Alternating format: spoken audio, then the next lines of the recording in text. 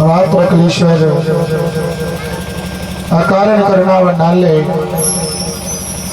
भक्त वंशा कल्प धरो तरुणर विदामधारी श्री बालकृष्ण लाल की वांग में प्रतिमूर्ति, श्री राधा माधव लाल की वांग में प्रतिमूर्ति, श्रीमद् भागवत महापुराण, जिनके आश्रय में यहाँ पर विराजमान सभी भू देवता ब्राह्मण देवता सभी श्रोतागण और आज कथा के तृतीय दिवस में प्रवेश करने से पहले आप अपने मन को ऐसे पावन स्थान पर लेकर के चलें, ऐसे सुंदर स्थान पर लेकर के चलें जहाँ पर श्री यमुना महारानी बह रही है। पशु पक्षियों का कलरव सुनाई दे रहा है। हर प्राणी के मुख से श्री राधा श्री राधा श्री राधा नाम सुनाई दे रहा है। आप अपने मन को ऐसे पावन स्थान पर लेकर के चलें और तृतीय दिवस की कथा में प्रवेश करने से पहले 2 मिनट राधा नाम का संकीर्तन करते ही, प्रभु नाम का संकीर्तन करते ही तृतीय दिवस की कथा में प्रवेश करते हैं। तो भाई सभी भक्त गण ताली बजाते ही भगवान का गुणगान करते ही आज तृतीय दिवस की कथा में हम सभी मिलकर के प्रवेश करते हैं। बोलिए हरिलाल की जय, श्री राम पकड़ लो हाथ बनवाए, नहीं तो डूब जाएंगे। पकड़ लो हाथ बनवाए, नहीं तो डूब जाएंगे। पकड़ लो हाथ बनवाए, नहीं तो डूब जाएंगे। पकड़ लो हाथ बनवाए, नहीं तो डूब जाएंगे। हमारा कुछ न बिगड़ेगा, हमारा कुछ न बिगड़ेगा, तुम्हारी लाज जाएगी। पकड़ लो हाथ बनवाए, नहीं तो डूब जाएंगे।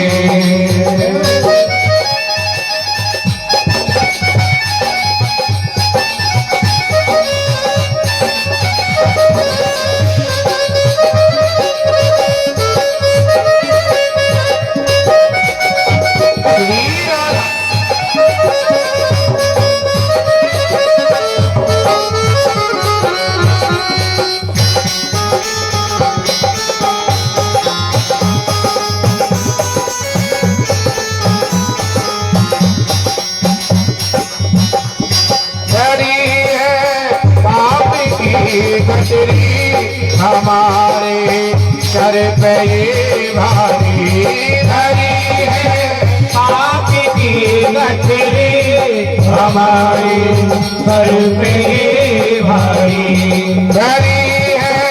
पाप की गठरी हमारे सर पे ये भारी धरी है।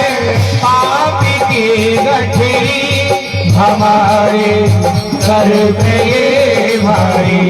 भजन माँ को कहे भारी, भजन माँ को कहे भारी, इसी कैसे उठाएंगे।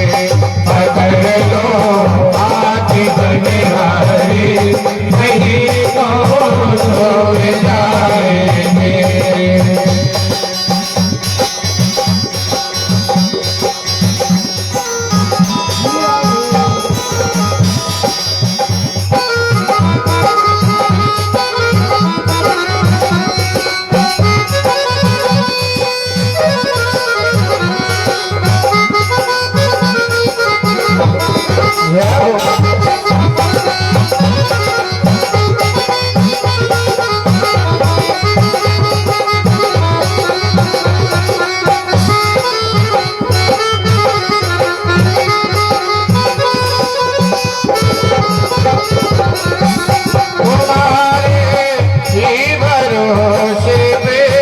जमाना छोड़ बैठे हैं, तुम्हारे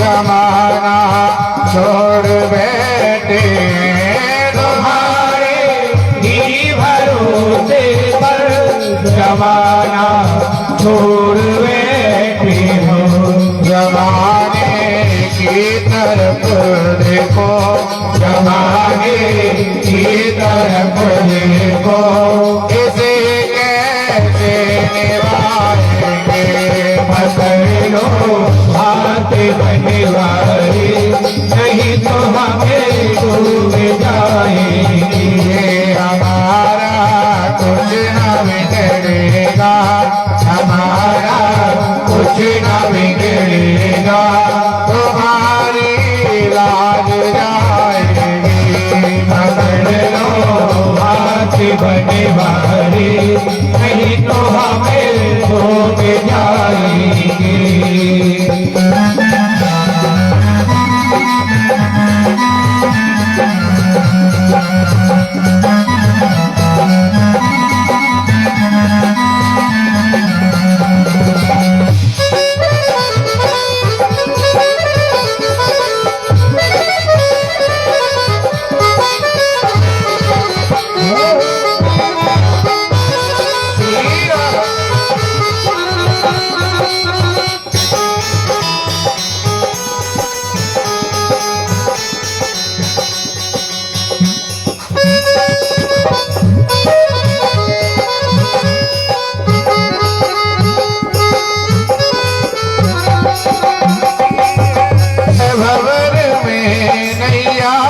प्रभु अब डूब जाएगी बलि है हमारे में नैया प्रभु जी अब डूब जाएगी फंसी है भंवर में नैया प्रभु अब डूब जाएगी बलि है हमारे में नैया प्रभु जी अब डूब जाएगी हे भैया आप बन जाओ हे भैया आप बन जाओ तो बेड़ा पार हो जाए पकड़ लो आप बनवारी नहीं तो हमें डूब जाएगी ये हमारा कुछ न बिगड़ेगा हमारा कुछ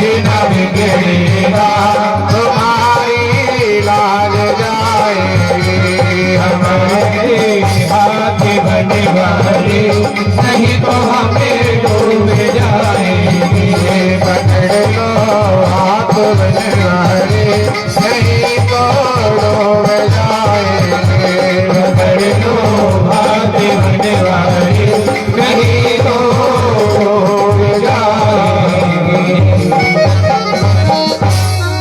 जय जय श्री राधा रमण जय जय नवल किशोर जय गोपी चित चोर प्रभु जय जय माखन चोर बोलिए वाले कृष्ण लाल की जय जय श्री राम। अपने कल की कथा में श्रवण किया कि जो श्री सूत जी महाराज ने इस कथा को सुनाना प्रारंभ किया लेकिन उन्होंने यहाँ पर किसी एक व्यक्ति के लिए वंदन नहीं किया किसके लिए वंदन किया सिर्फ उस शक्ति के लिए वंदन किया और आपने जाना कि वह सत्य है कौन वह सत्य स्वरूप भगवान श्री कृष्ण है जो कि ना तो कभी जन्म लेते हैं और ना कभी मरते हैं वे सदैव अजर अमर हैं। तो यहाँ पर सत्य की वंदन करके तब इस कथा को सुनाना प्रारंभ किया जिसके बाद उन ऋषियों ने श्री सूत जी महाराज से 6 प्रश्न किए। मानव का धर्म क्या है जब हम मंदिर में जाएं तो मंदिर में जाकर के किसकी पूजा करें किसकी ना करें भगवान यहाँ पर इस पृथ्वी पर किसके लिए अवतार लेकर के आते हैं या राक्षसों के लिए लेकर के आते हैं अपने भक्त के लिए लेकर के आते हैं।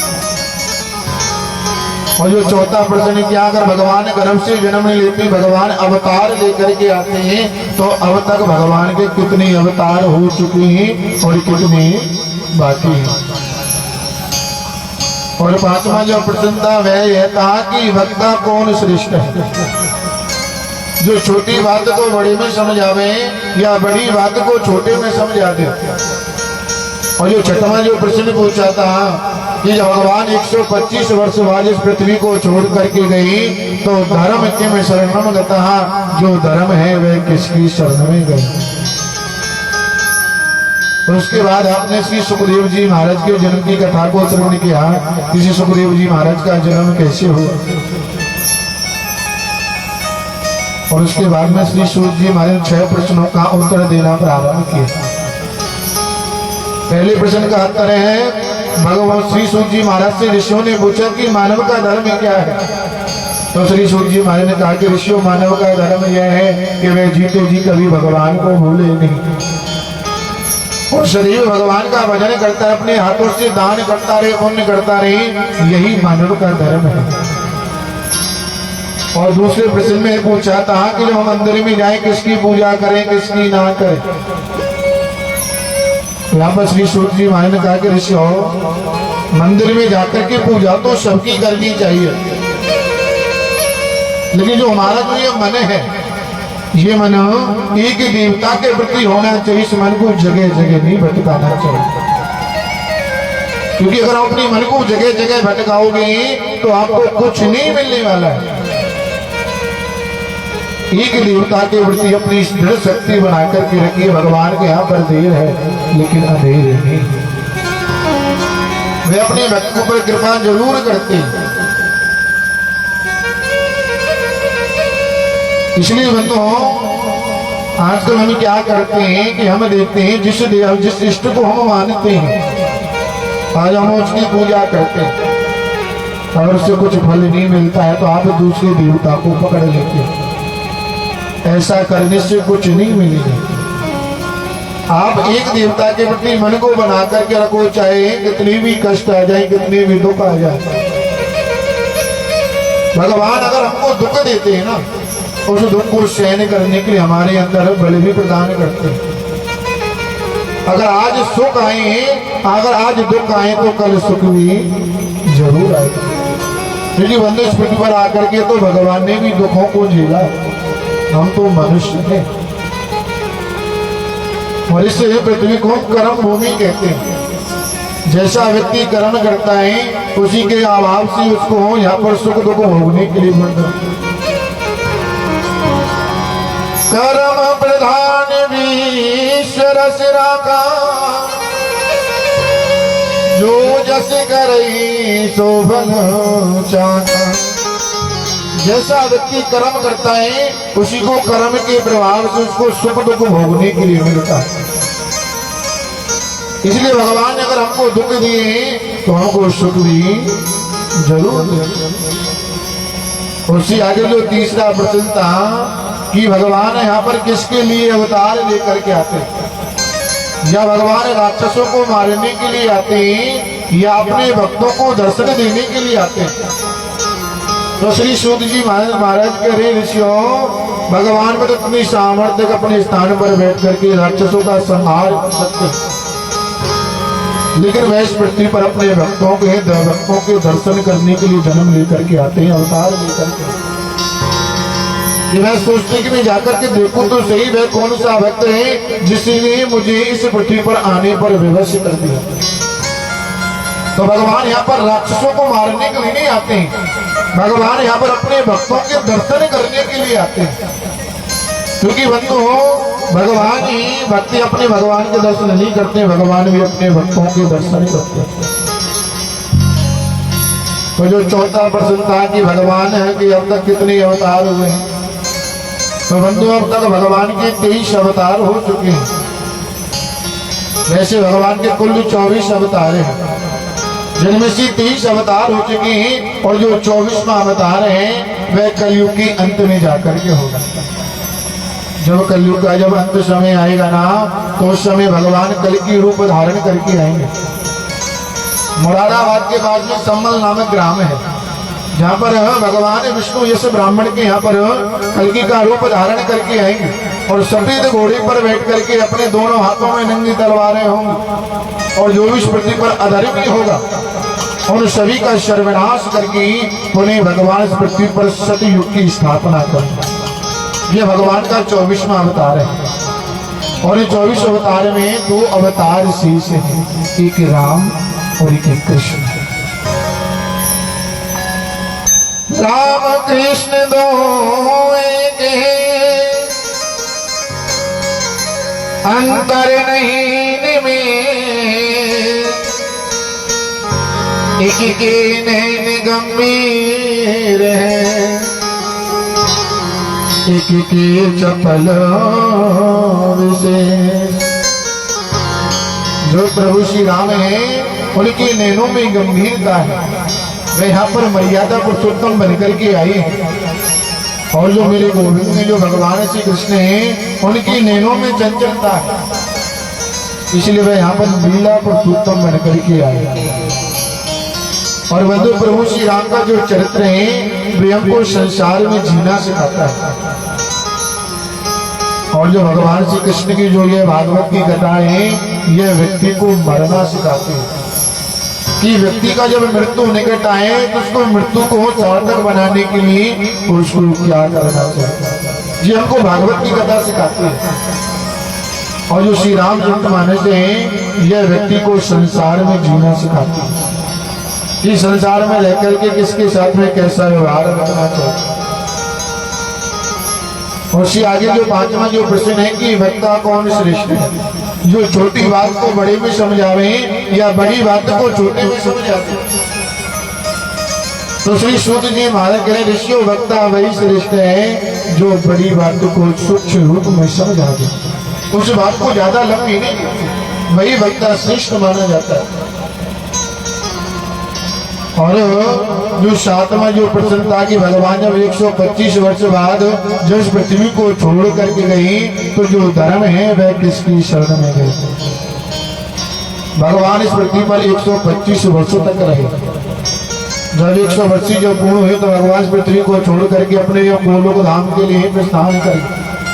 तो जब भगवान इस पृथ्वी को छोड़ करके जा रहे थे तो जब उद्धव जी महाराज उनके पास में दौड़े दौड़े आए और कहा कि प्रभु मुझे लगता है कि अब आप इस पृथ्वी को छोड़ने वाले हो, लेकिन आपके जाने के बाद इसी पृथ्वी पर कलयुग आ जाएगा और जब कलयुग आ जाएगा तो कलयुग में अधर्मी अधर्म होने लग जाएगा, तो फिर जो धर्म है वह किसकी शरण में जाएगा।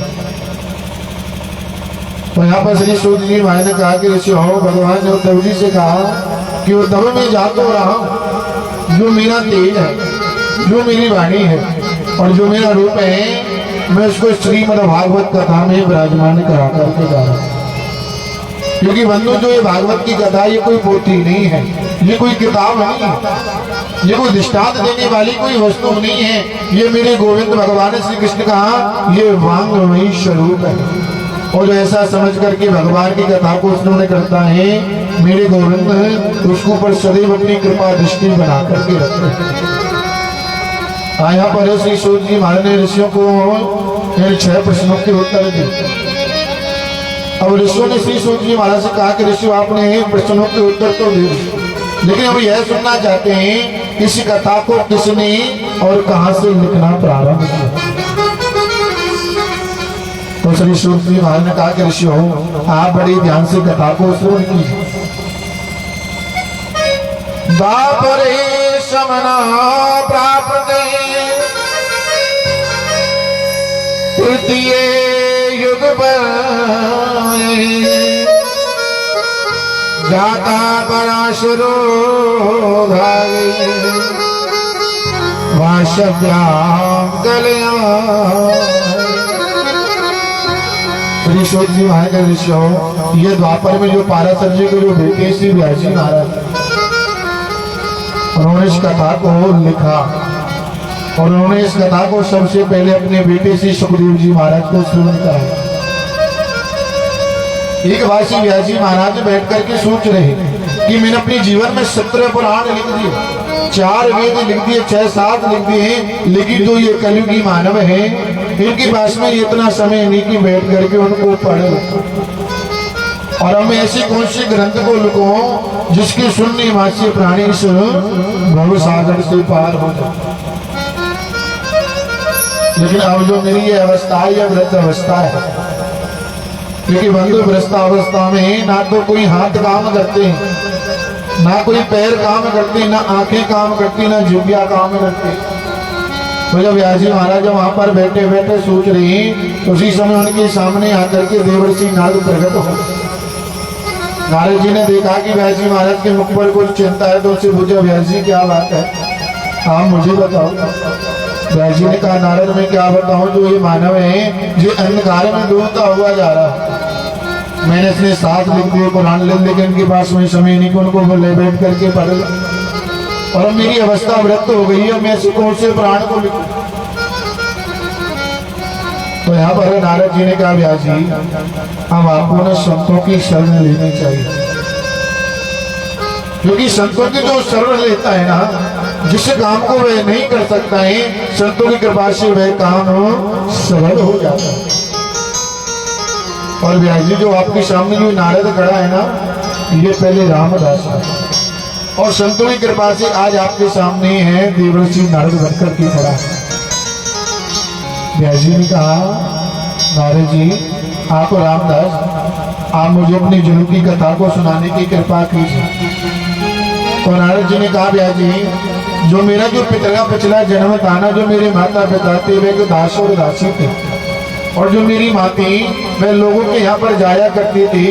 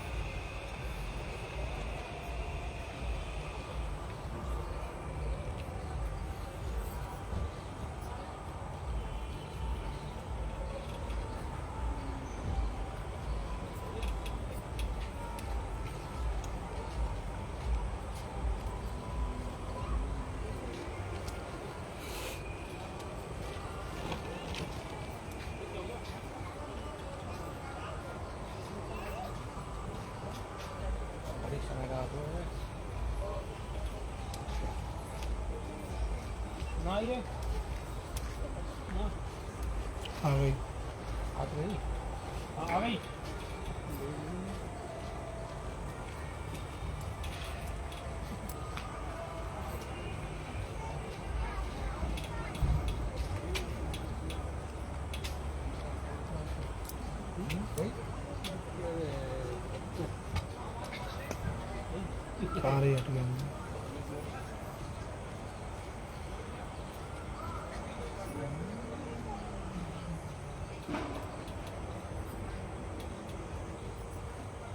आ गई आ गई।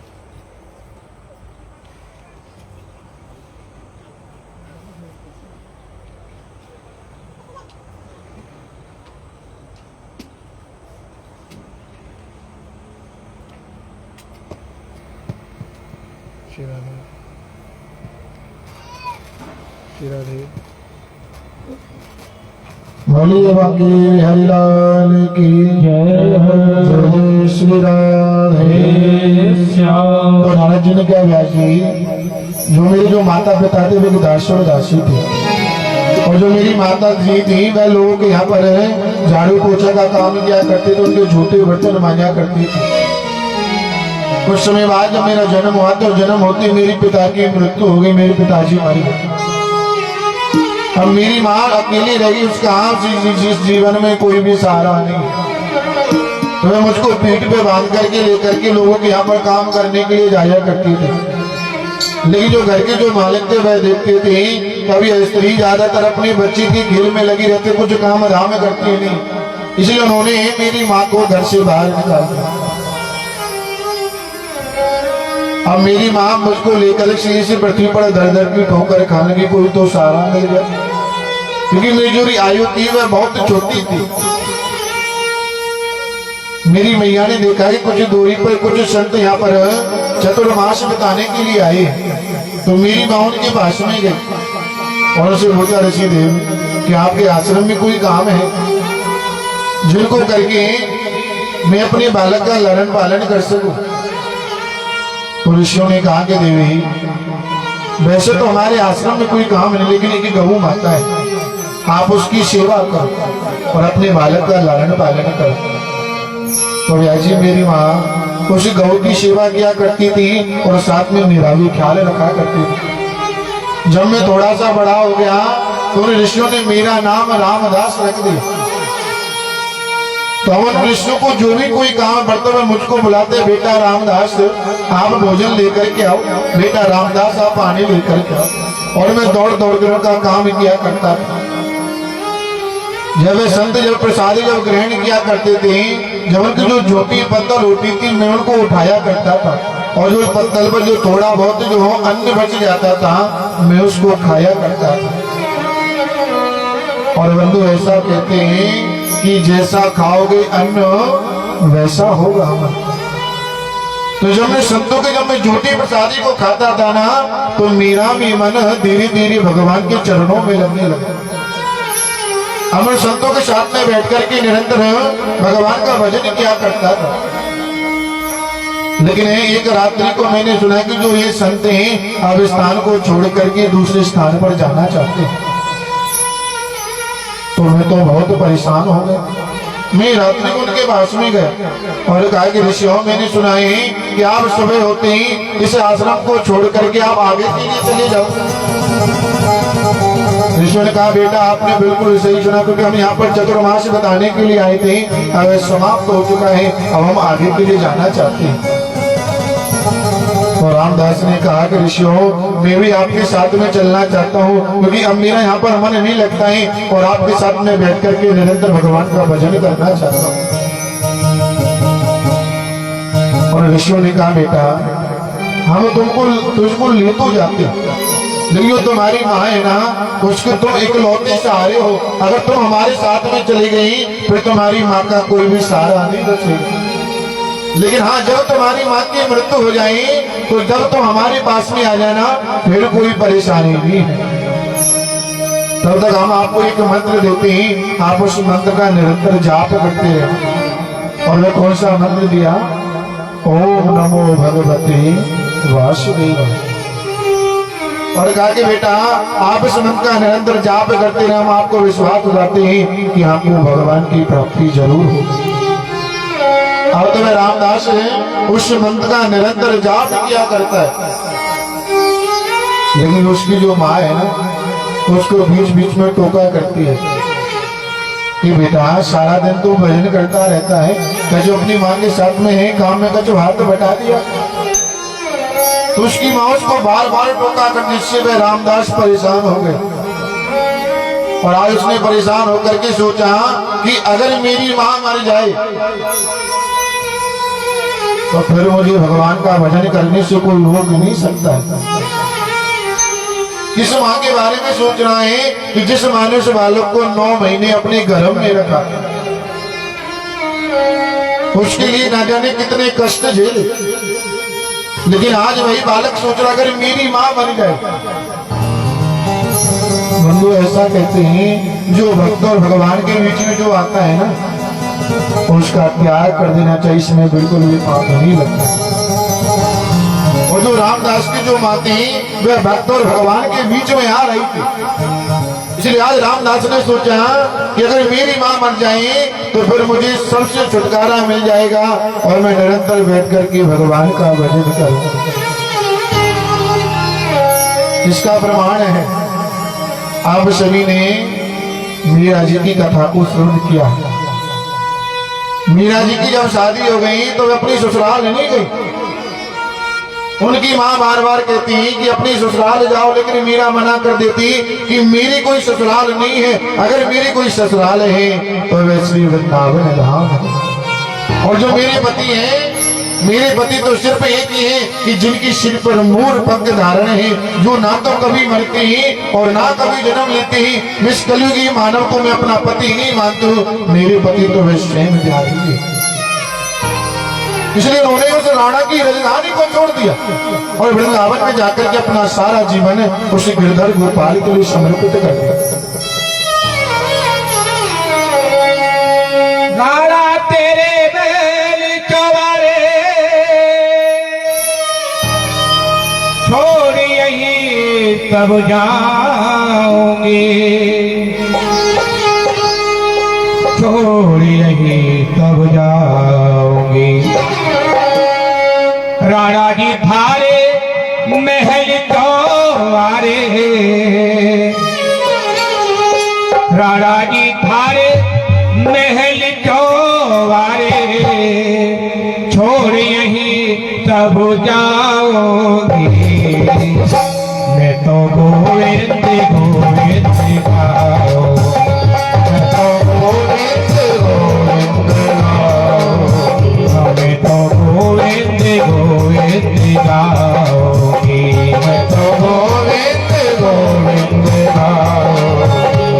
राणा जी थारे महल चौवारे, राणा जी तारे महल चौवारे, राणा जी थारे महल चौवारे, राणा जी तारे महल चौवारे। ओ छोरी यही तब जाओगी। मैं तो गोविंद गोविंद गाओगी, मैं तो गोविंद गोविंद गाओ।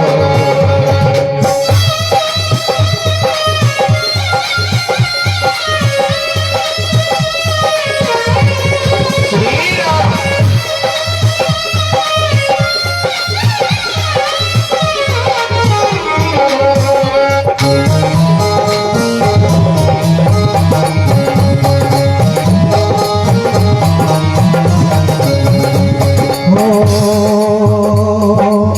वृंदावन में जाके रहोगे, वृंदावन में जाके रहोगे।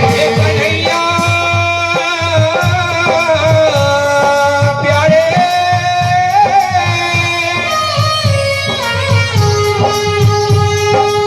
वृंदावन में जाके रहोगे, वृंदावन में जाके रहोगे। दुख दुख अपना आप सहोगे, सुख दुख अपना आप सहोगे। ब्रज की रज मस्जिद को पे लगा के, ब्रज की रज मस्तक पे लगा के, ब्रज की रज मस्जिद पे लगा के, ब्रज की रज मस्तक पे लगा के। यमुना जी में खाओगी। मैं तो गोविंद गोविंद गाओगी, मैं तो गोविंद गोविंद गाओ।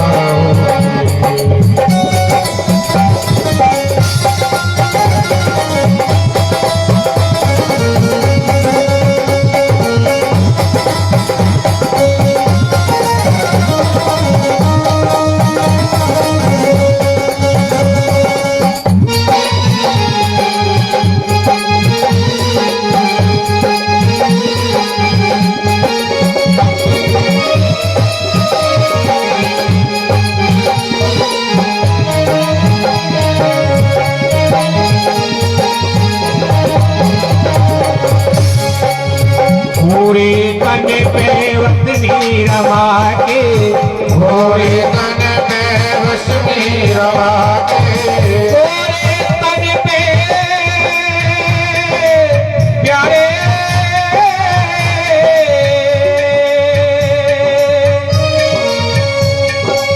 सब कुछ लेके परीक्षा ही लेके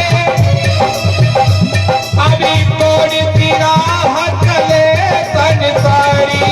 कौन सी रात ले संसारी। ऐसा मोह की जानी बिछाए थक कर रह गई मोती बिचारी। थक कर रह गई मोती बिचारी।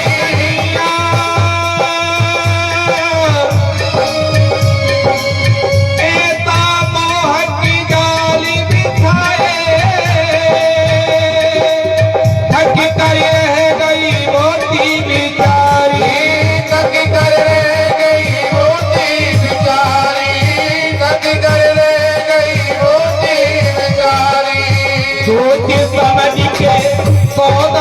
करना,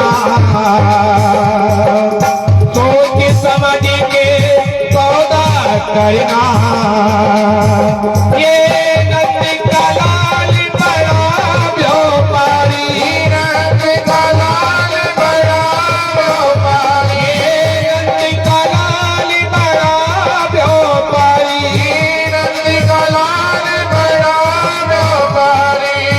पूरे तन पे वसनी रमा के, पूरे तन पे वसनी रमा के, जोगने वाला भेद बना के, जोगने वाला वेश बना के। प्रेम प्रीति के बांध के घुंघरू, प्रेम प्रीति के बांध के घुंघरू, प्रेम प्रीति के बांध के घुंघरू, प्रेम प्रीति के बांध के घुंघरू। घूमो नाचो गाओगी। ये बात सभी हाथ उठाएंगे, तालियों के हाथ बुलवा के प्यारी लाल की जय हो। गोविंद गोविंद गाओगी, गोविंद गोविंद गाओगी, गोविंद गोविंद गाओगी, गोविंद गोविंद गाओगी। लड़की खड़े महल तो वारे,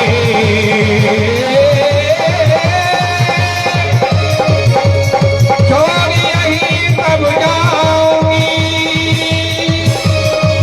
छोड़ यही सब जाओगे, छोड़ यही सब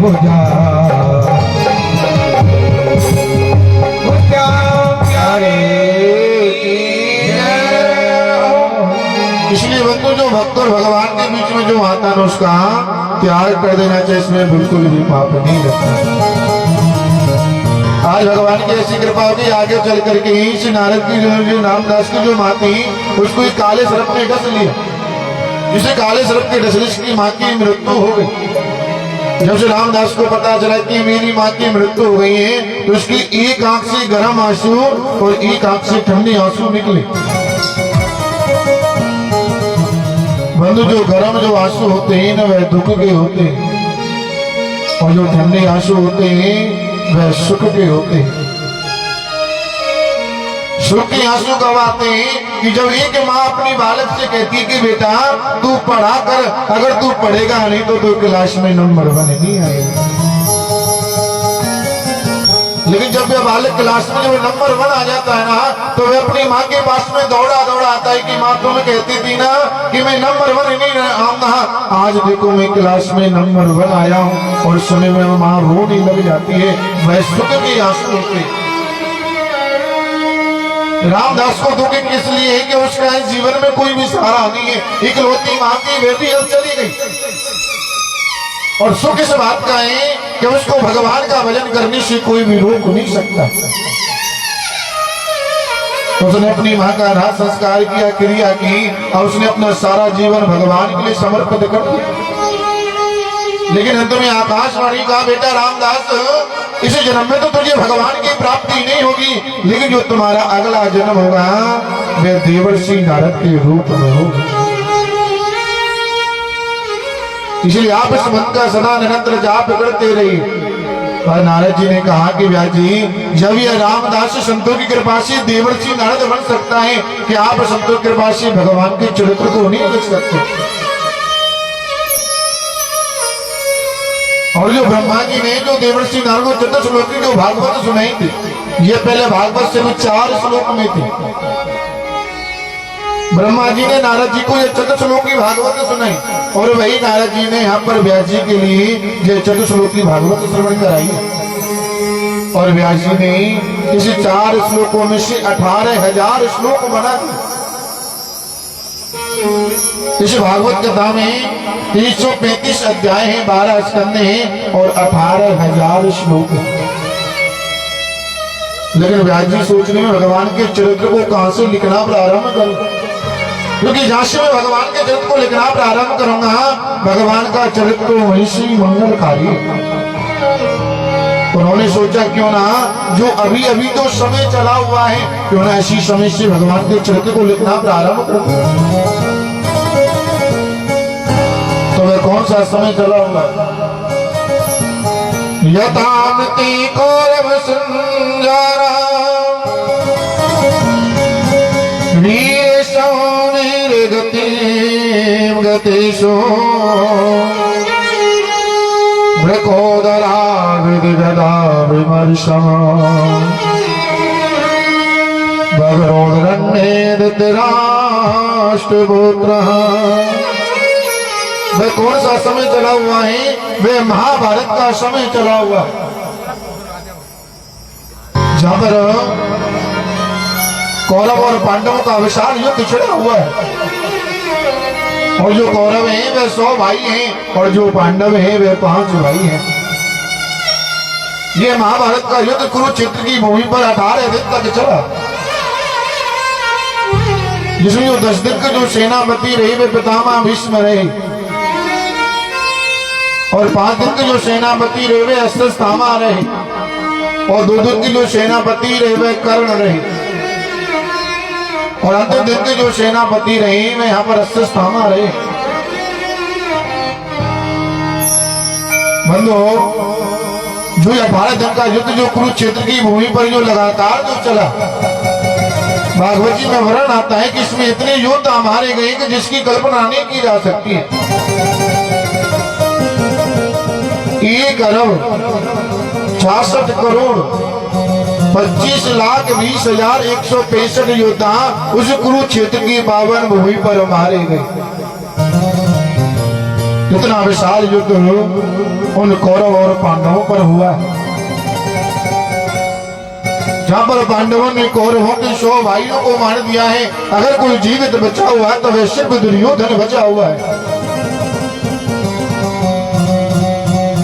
और दुर्योधन की भी जंगा को यहाँ पर भीम ने तोड़ दिया। वे अपनी टूटी हुई जंगा को लेकर रणभूमि में बड़ा बड़ा विलाप कर रहा है, सोच रहा है अगर मैं उस तरह से द्वारका नाथ से जिद नहीं करता और उनके कहने से पांडवों को 5 गांव दे देता ना, तो आज मुझे यह दिन देखना नहीं पड़ता। लेकिन आज मेरी जिद के कारण, मैंने अपनी जिद के कारण अपने जो कुल का है ना मैं सर्वनाश करा दिया, और आज वह रणभूमि बड़ा बड़ा विलाप कर रहा है। उस समय इसका जो मित्र अश्वत्थामा है, मैं अपने दुर्योधन मित्र के पास में आया और अपने दुर्योधन मित्र को रोते हुए देखा तो कहा, मित्र अरे आप क्यों रो रहे हैं? आप मुझे अपने दुख का कारण बताओ।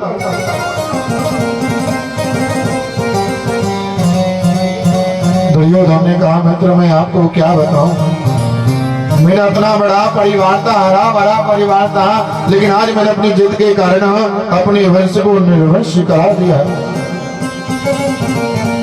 मुझे यहाँ पर अब कोई पानी पिलाने वाला भी नहीं दिख रहा है।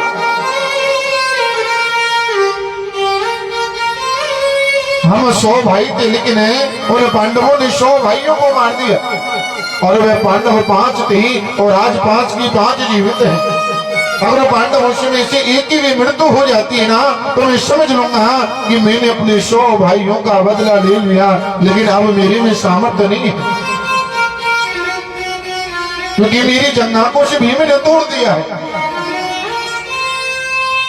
अश्वत्थामा ने कहा, मित्र बस इतनी सी बात है। अरे अभी तुम्हारा मित्र जीवित है, और यह मित्र सौगंध खाता है कि सूर्य उदय जब होगा, जो उससे पहले मैं 5 पांडवों की हत्या कर दूंगा, मैं 5 पांडवों को मार दूंगा। दुर्योधन ने कहा, मित्र अरे वह पांडव कोई गाजिल मुनि थोड़ी है। अरे जब पांडवों को पितामह भीष्म जैसे योद्धा नहीं मार सके कि जिनको इच्छा मृत्यु का वरदान है, वे भी आज बाणों की सैया पर लेटे हुए, और तुम कहते हो कि मैं उनको मार दूं। अश्वत्थामा ने कहा, मित्र मुझे पता कि मैं उनको बल के द्वारा कभी भी जीत नहीं सकता, लेकिन ऐसा कहते अगर दुश्मन तुमसे अधिक बलशाली है तो उसको बल से ही नहीं, उसको छल के द्वारा मारना चाहिए। मैं उनको बल के द्वारा नहीं मारूंगा, मैं उनको अपने छल के द्वारा मारूंगा। और ऐसा कहते अगर घी सीधी उंगली से नहीं निकली ना, उंगली को टेढ़ी कर देना चाहिए। और आज हम अपने हाथ में नंगी तलवार लेकर के जिस शिविर में पांडव सो रहे थे उस शिविर की ओर जा रहा है। लेकिन उस समय में पांडवों के साथ में भगवान सो रहे थे। आज गोविंद ने देखा कि व्यस्त हमारे पांडवों को मारने के लिए आ रहा है और ये पांडव बिल्कुल चिंताजनक होकर के सूर्य को कुछ भी चिंता नहीं है। अरे भाई ये क्यों चिंताजनक होकर के सुनेंगे, क्योंकि उन्होंने तो अपना जीवन मेरे लिए समर्पित कर दिया। अब मुझे तो उनकी ही रक्षा करनी पड़ेगी। भगवान अपने शिविर से खड़े होकर के उन्हें आज उन पांडवों का पहरा लगा रहे, क्योंकि बंधु जिसके रखवाले गोविंद होते हैं ना, उनका कोई भी बाल वाका नहीं कर सकता। आज भगवान एक हाथ में डंडा ले रखा है और पांडवों के शिविर का पहरा लगा रहे हैं। जब अर्जुन की जब आंख खुली तो अर्जुन ने देखा कि भगवान अपने बिस्तर पर नहीं है। अर्जुन को घबरा गई कि भगवान गए का, क्योंकि भगवान के बगल में पांडवों का कोई भी अस्तित्व नहीं है। आज वे अर्जुन अपने शिविर से बाहर निकल कर के आए तो देखा कि भगवान सर्दी के मारे ठिठुर रहे हैं और वहां पर पहरा लगा रहे। अर्जुन ने कहा गोविंद आप यहाँ पर क्या कर रहे हो? अरे सर्दी का समय आप अंदर आकर के आराम कीजिए, विश्राम कीजिए। भगवान ने कहा अर्जुन तुमको तो पता है कि अभी तुम्हारा जो दुश्मन है ना, वह रणभूमि में जीवित बड़ा भी वह मरा नहीं है। और दुश्मन को कभी भी छोटा नहीं समझना चाहिए। बंधु तीन वस्तु को जीवन में कभी भी छोटा मत समझो। पहली बात है दुश्मन। अगर तुमने आज दुश्मन को छोटा समझ लिया ना, वही मैं दुश्मन आगे चल करके तुम पर कब वार कर दे उसका कुछ पता नहीं है।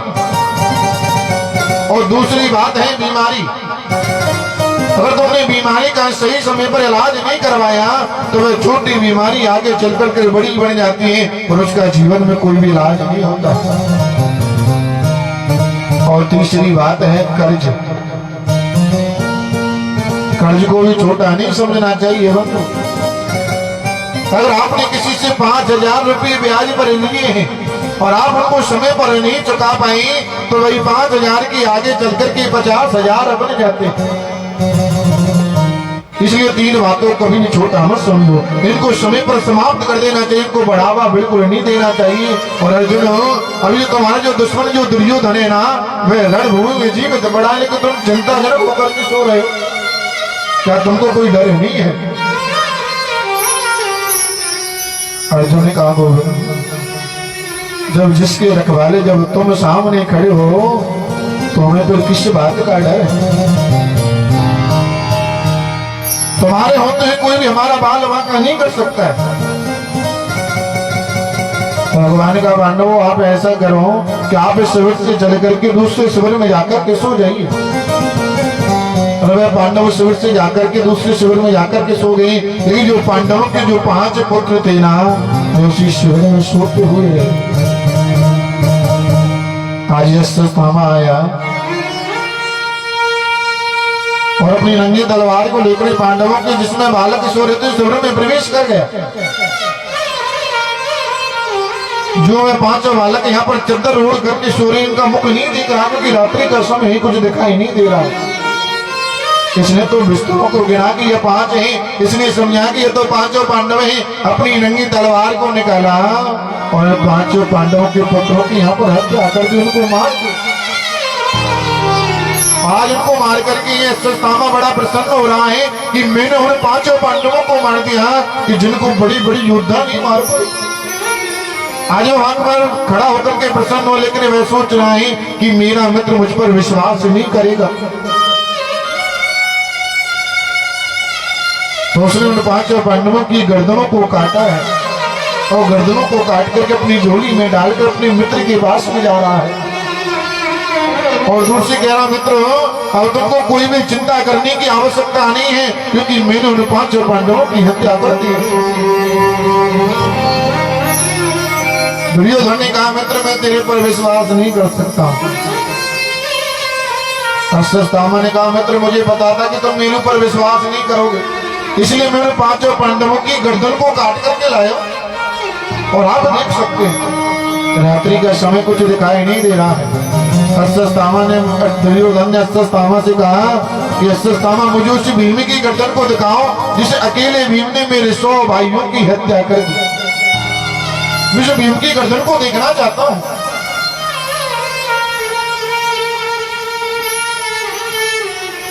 अश्वत्थामा ने अपनी झोली में हाथ डाला, जो सबसे बड़ी जो गर्दन दिखाई दी तो यहाँ पर दुर्योधन के हाथ में पकड़ा दी। लेकिन जैसी दुर्योधन ने उस गर्दन को अपने हाथ में लिया है, हाथ में लेते ही समझ गया कि यह भीम नहीं हो सकता। अरे जिस भीम में 10,000 हाथियों का बल है, क्या वे मेरे हाथ में आने से उसकी गर्दन के दब नहीं सकती है? अरे वह तो बहुत बलशाली है, उसकी कटी हुई गर्दन को देख करके मैं भयभीत हो सकता हूँ। मुझे लगता है कि मित्र तूने कोई अनहोनी कर दी है, ये पांडव नहीं है तो तूने पांडव के लिए किसी और की हत्या कर दी है। लेकिन इसका तो सुबह ही पता चलेगा, अभी तो अंधेरा हो। दोनों मित्र वहां पर बैठ करके सवेरे का इंतजार करने लगे। जैसे सूर्य की आज पहली किरणें वहां पर बढ़ी तो आज का दुर्योधन ने जैसे उन गर्दनों को देखा है ना, आज तो वह दुष्ट दुर्योधन भी उन गर्दनों को देख करके वहां पर रोने लगा। मित्र यह तूने क्या कर दिया? अरे यही तो इस वंश को आगे चलाने वाले थे और तुमने इनको मार करके मेरे वंश को निर्वंश कर दिया। अरे ये पांडव नहीं है तो पांडवों के 5 पुत्र हैं। अगर वह द्रौपदी मेरे पास में आकर के पूछेगी कि दुर्योधन मेरे बालकों ने तेरा क्या बिगाड़ा, अरे तेरी दुश्मनी तो मेरे पतियों से थी, मेरे बालकों ने तो अभी तो कुछ भी नहीं देखा, तो बता मित्र मैं उसको क्या जवाब दूं? आज वह दुर्योधन भी वहां पर फूट फूट करके रो रहा है। दुर्योधन को श्राप लगा हुआ था, अगर उसको क्षण भर में दुख और क्षण भर में अगर उसको सुख मिलेगा, उसी समय उस दुर्योधन की मृत्यु हो जाएगी। सुख तो उसे इस बात का है कि पांडव ना सही, लेकिन मरते मरते मैंने पांडवों की 5 पुत्रों का तो मुख देख लिया। और दुख इस बात का है कि मेरे वंश में कोई भी पानी पिलाने वाला नहीं बचा। मेरा वंश निर्वंश हो गया है। जो उसके दोनों बात मिली उसी समय से दुर्योधन की यहाँ पर मृत्यु हो गई है, दुर्योधन मर गया। अब अश्वत्थामा को पता चला कि यह पांडव नहीं, पांडवों के 5 पुत्र हैं। अब पांडव मुझको जीवित नहीं छोड़ेंगे। अब अश्वत्थामा यहाँ पर छुपने के लिए अपनी जगह ढूंढ रहे, कहाँ पे जा पर के छुपूं जहाँ पर मुझे वह पांडव ढूंढ नहीं पाएंगे। इधर द्रौपदी ने देखा कि अभी तक मेरे बालक जगे नहीं और यहाँ शाम तक तो मेरे बालक जग जावे, तो अपनी राशि को बुलाया कि राशि आप चल करके देख करके आई है कि जो मेरे बालक हैं अभी तक जगे ही नहीं है, क्या आपको कोई परेशानी है? दासी ने महारानी की आज्ञा पाई, जिस शिविर में 5 बालक सूर्य उस तरफ हो गए। दासी दौड़ी दौड़ी जैसे दासी ने आज शिविर में प्रवेश किया, उस शिविर का जैसे हाल देखा है, और तो ये दासी यहाँ पर ढूंढ ढूंढ से रोने लगी, चिल्लाने लगी, महारानी अरे महारानी जो आप इधर आकर के देखिए यहाँ पर ये क्या हो रहा है। द्रौपदी ने कहा कि मैंने तो उसको बालकों को जगाने के लिए भैया, उसने ऐसा क्या देखी जो इतनी दूर दूर से चला रही थी। द्रौपदी दौड़ी दौड़ी गई और जैसी आज द्रौपदी ने शिविर में प्रवेश किया तो देखा कि सारे शिविर में खून ही खून पड़ा है और 5 लाशें बिना गर्दन के पड़ी हुई हैं। आज द्रौपदी वहां पर जैसे गाय अपने बछड़े के बिछड़ने पर रोती है, आज वह द्रौपदी अपने पेट को पकड़ करके यहाँ पर रो रही है कि आवाज ने वहां कि अंत समय वो अपने 5 बालकों का मुख भी नहीं देख पाई। और आज गोविंद से कह रही, गोविंद जब तूने बालकों को लेना ही था तो तूने मुझे दिया ही क्यों? बना की क्यों बिगाड़ा रे, बना की क्यों बिगाड़ा रे, बिगाड़ा रे कन्हैया ऊपर वाले, ऊपर वाले।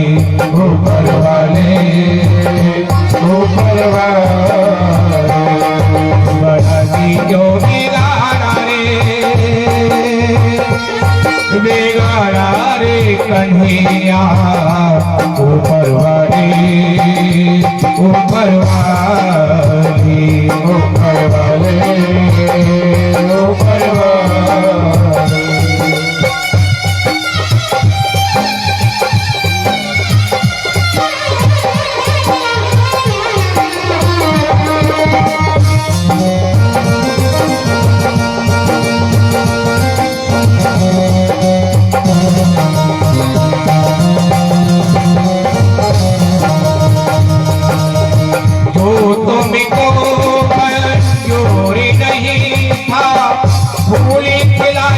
क्यों बहार के जो तुमको मंजूर नहीं था फूल खिलाए क्यों बहार के।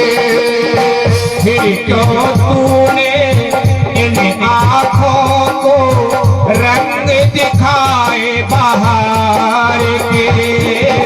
फिर क्यों तूने इन आँखों को रंग दिखाए क्यों बहार के। आँख बना के दिल से लगा के आश बना के दिल से लगा के बिगड़ा रे रखवा ऊपर वाले ऊपर वाले ऊपर वाले ऊपर वाले।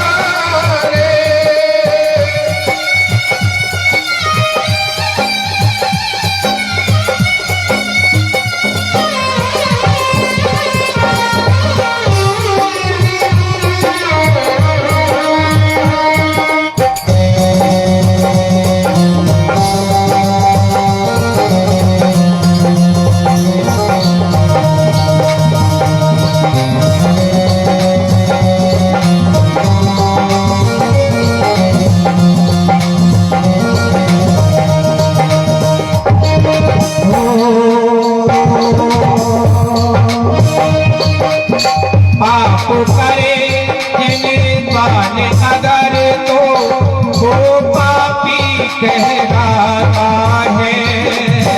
पाप करे जाने अगर तो वो पापी कहलाता है। पाप करे इंसान अगर तो वो पापी कहलाता है। पाप करे जाने अगर तो वो पापी कहलाता है।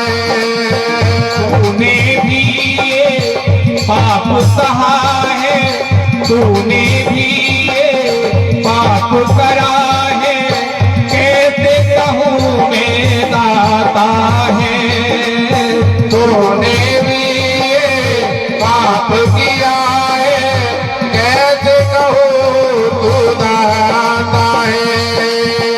राह मिला के राह दिखा के राह मिला के राह दिखा के राह मिला के राह दिखा के राह मिला के राह दिखा के बिगड़ा रे रखिया ओ कन्हैया कन्हैया ओ कन्हैया कन्हैया। की जो बिगाड़ा रे कन्हैया ऊपर वाले ऊपर वाले ऊपर वाले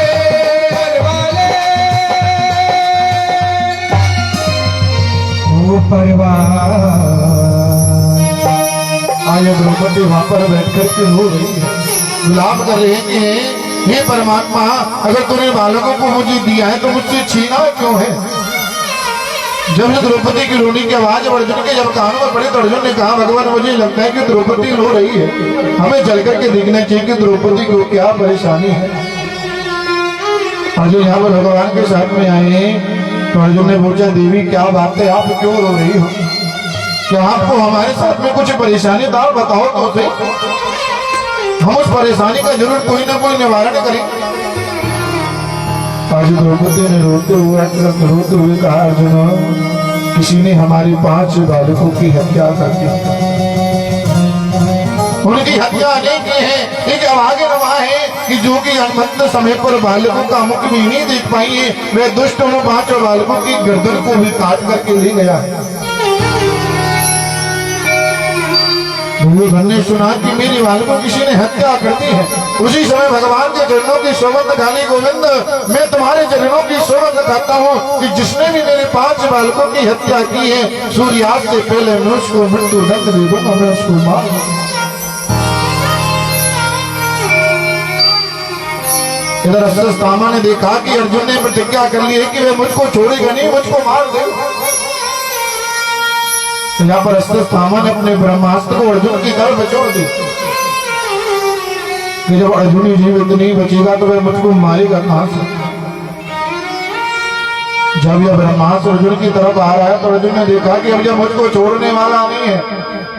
तो आज अर्जुन भगवान के सामने हाथ जोड़कर खड़ा हो गया, प्रभु अब तुम ही मेरी रक्षा कर सकते हो और मुझको कोई बचा नहीं सकता है। अरे मुझे अपने मरने की बिल्कुल भी चिंता नहीं है, क्योंकि क्षत्रियों का तो श्रृंगार है मृत्यु। मुझे अपने मरने की बिल्कुल भी चिंता नहीं, मुझे चिंता है तो जो मैं तुम्हारे चरणों की जो सौगंध खाई है ना, वह सौगंध पर झूठी हो जाएगी, ये सौगंध नहीं। और बंधुओं भक्त की तो यही पहचान है कि जब अपने ऊपर कष्ट आए ना, इसे संसार के सामने ना रोही, वे मेरे गोविंद के सामने जाकर के खड़ा हो। क्योंकि अगर आप इस संसार के सामने रोगे ना, ये संसार साथ देने वाला नहीं है। ये सामने तो आपके आकर के ऐसे दिखाएगा कि जैसे इसको कितना दुख है, लेकिन घर पे जाकर के यह दूर दूर से हंसता है कि आज आया है ऊंट पहाड़ के नीचे। अरे बंधु, अगर आपको रोना है तो भगवान के सामने रोइए, मैं आपके दुख का निवारण जरूर करेगा, यह संसार नहीं कर सकता। और जब भगवान के सामने खड़े हो कि प्रभु अब आप ही बताइए कि मुझे क्या करना चाहिए। भगवान का अर्जुन ऐसा कहते हैं कभी कभी ना, अगर पैर में जब कांटा लग जाता है तो कांटे को कांटे से निकाला जाता है। अगर कभी किसी को सर्प डस लेता है तो कभी कभी विष को विष ही काट डालता है। जब ये ब्रह्मास्त्र आपकी तरफ आ रहा है तो आप अपने ब्रह्मास्त्र को विष की तरफ छोड़ दी। जब ये दोनों आपस में भिड़ेंगे तो ये शांत हो जाएंगे, पर यह तुम्हारा कुछ भी नहीं करता।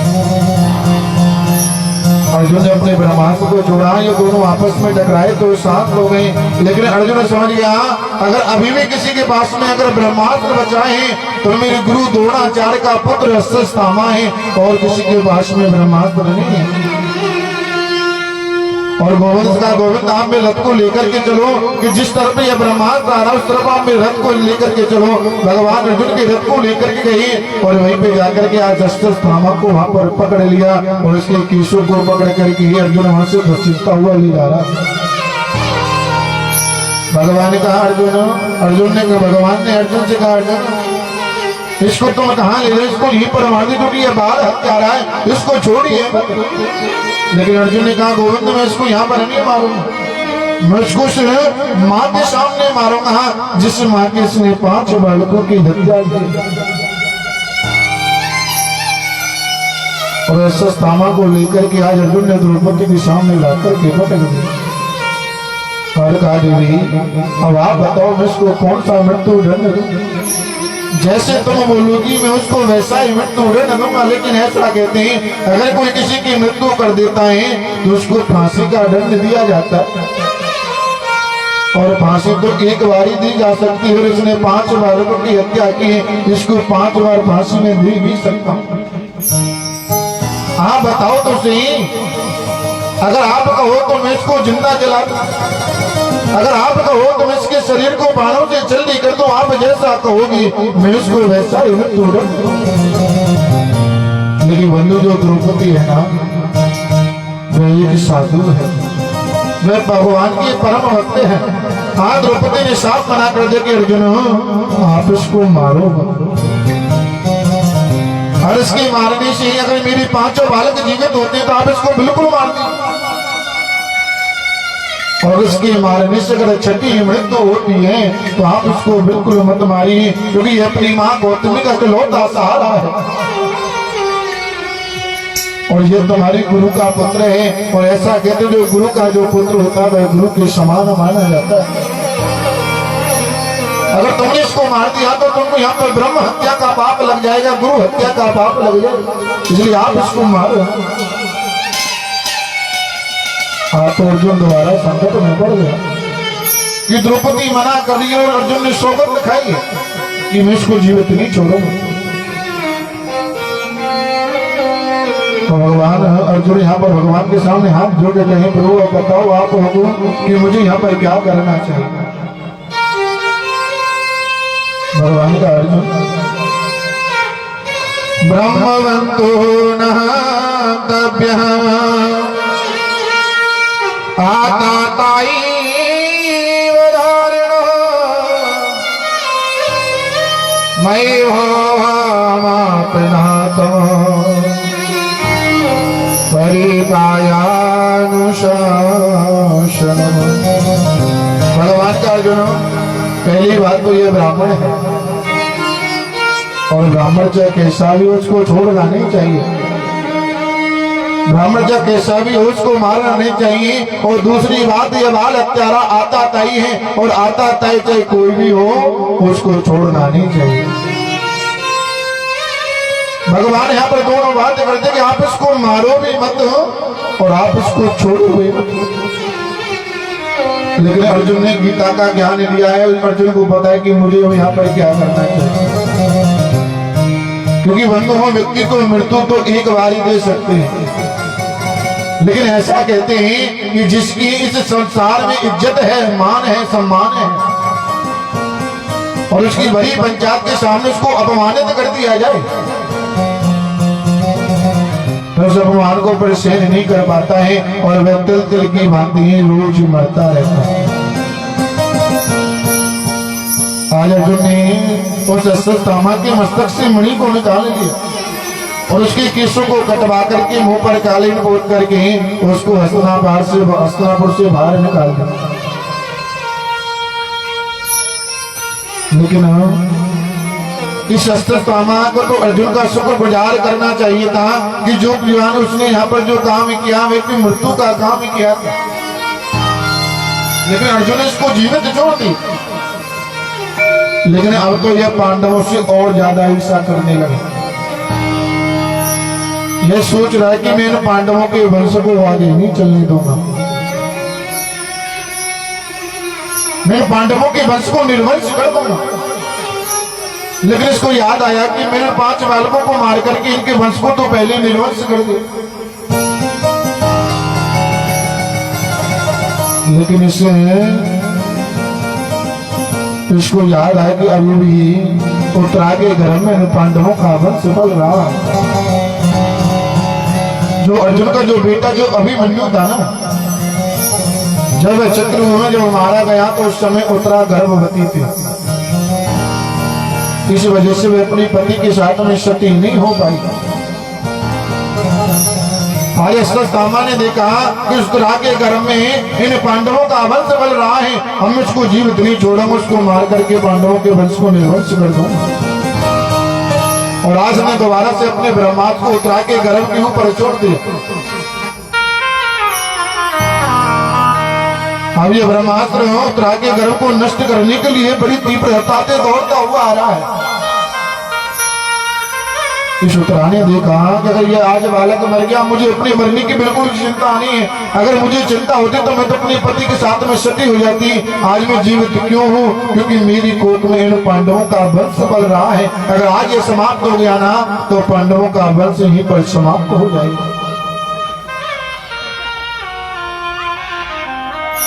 तो जैसे ब्रह्मास्त्र अपनी तरफ आता हुआ देखा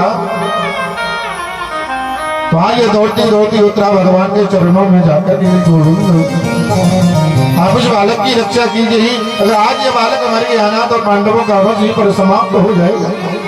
भगवान का उत्तर तूने बिल्कुल सही किया। अगर तू क्षण भर की भी देरी कर देती ना तो यह बालक जीवित नहीं बचता और पांडवों का वश यहीं पर समाप्त हो जाता।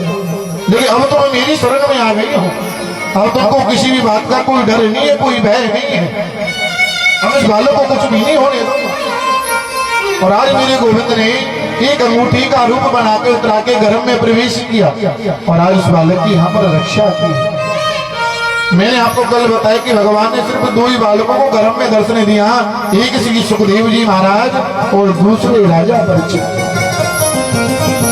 लेकिन आपने यह भी सुना था कि भगवान कभी भी किसी के गर्भ में नहीं आते, भगवान तो सदैव अवतार कोई करके आते। लेकिन आप यहाँ पर श्रवण कर रहे हैं कि भगवान ने अंगूठी का रूप बना करके उतरा के गर्भ में प्रवेश किया और गर्भ में जाकर उस बालक की रक्षा की। भगवान अपने भक्त की प्रतिज्ञा को बचाने के लिए ना अपनी प्रतिज्ञा को त्याग देते हैं, अपने प्रतिज्ञा को तोड़ देते हैं और अपनी प्रतिज्ञा को रखते ही नहीं है। अगर उनका भक्त संकट में है ना तो सारी प्रतिज्ञा को तोड़ के अपने भक्त की जाकर के रक्षा करते हैं। जब पितामह भीष्म ने प्रतिज्ञा कर ली कि मैं उन पांडवों को आज छोड़ूंगा नहीं, मैं उनको मार दूंगा। जब भगवान ने प्रतिज्ञा की थी ना कि मैं उस युद्ध भूमि में कभी भी अस्त्र नहीं उठाऊंगा, उसी समय पितामह भीष्म ने प्रतिज्ञा कर ली या तो मैं किसी पांडव को मार दूंगा या फिर मैं उस द्वारका नाश से भरी उस युद्ध में अस्त्र उठवा लूंगा। आज इस अस्त्र सामने इस पितामह भीष्म ने उस अर्जुन के ऊपर बाणों की वर्षा प्रारंभ कर दी। जब भगवान ने देखा कि पितामह आज अर्जुन को छोड़ने वाले हैं नहीं, तो भगवान क्रोधित हो गई और रथ से नीचे उतर करके रथ में जो टूटा हुआ जो पहिया पड़ा था उसको उठाया और उस पितामह की तरफ दौड़ पड़े। पितामह ने देखा कि आज भगवान ने मेरी प्रतिज्ञा को रखने के लिए अपनी प्रतिज्ञा को तोड़ दिया है। उसी समय पितामह ने धनुष बाण को छोड़ दिया। गोविंद मैं यही तो चाहता था, अब मुझे जीने की बिल्कुल भी चाह नहीं। इसलिए बंधु भगवान अपनी प्रतिज्ञा को तोड़ देते हैं, अपने भक्त की प्रतिज्ञा की। आज भगवान ने गर्भ में जाकर जब बालक की रक्षा की, भगवान ने देखा हम जो है पांडव सब जगह से सुरक्षित है, अब मुझको अपनी द्वारका के लिए जाना चाहिए, मुझे बहुत समय हो गए। इधर कुंती बुआ को पता चला कि जो मेरा कृष्ण है, जो मेरा भतीजा है, आज उसने मेरे पुत्र वधु के गर्भ में जाकर के उस बालक की रक्षा की। और ऐसा तो सिर्फ भगवान कर सकता है, किसी मानव की वश में नहीं है। और मेरे घर में परमात्मा रहे और मैं उनको पहचान भी नहीं पाई। भगवान रोज यहाँ पर कुंती बुआ से प्रणाम करने के लिए जाया करते थे। आज भगवान जब कुंती बुआ से प्रणाम करने के लिए जा रहे हैं ना, जैसे प्रणाम करने के लिए झुकी तो कुंती बुआ ने कहा कृष्ण आज तू मुझको प्रणाम नहीं करेगा, आज ये बुआ तुम्हारे चरणों में प्रणाम करना चाहती हूँ। भगवान का बुआ मैं तो तुम्हारा भतीजा हूं, अरे आप मेरे लिए प्रणाम कैसे कर सकती हो? कुंती बुआ ने कहा कृष्ण मुझे पता चल गया कि तू मेरा कोई भतीजा नहीं, तू तो स्वयं परम पिता परमात्मा और मैं तुझको पहचान भी नहीं कर। भगवान का बुआ मुझे न तुम्हारा जितना भतीजा बनने में आनंद आता है ना, उतना भगवान बनने में आनंद नहीं आता। क्योंकि बंधुओं पता है कि भगवान की दुर्दशा कैसी होती है। भगवान को अलमारी में बंद कर देते हैं, 2 अगरबत्ती सुबह 2 अगरबत्ती शाम को लगाई, चनौरी का भोग रख देते हैं कि खाओ ठाकुर। इसलिए वहां मुझे भगवान बनने में इतना आनंद नहीं आता जितना मुझे तेरा भतीजा बनने में आनंद आता।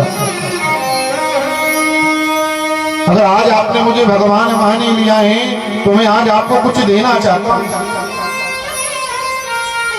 भगवान ने कहा कन्हैया अगर तुम मुझे देना चाहते हो तो मैं तो तुमसे सिर्फ एक ही वस्तु मांगती हूँ जिसको बंधु संसार में आज तक किसी ने मांगा नहीं और ना कोई आगे जाकर के मांगे।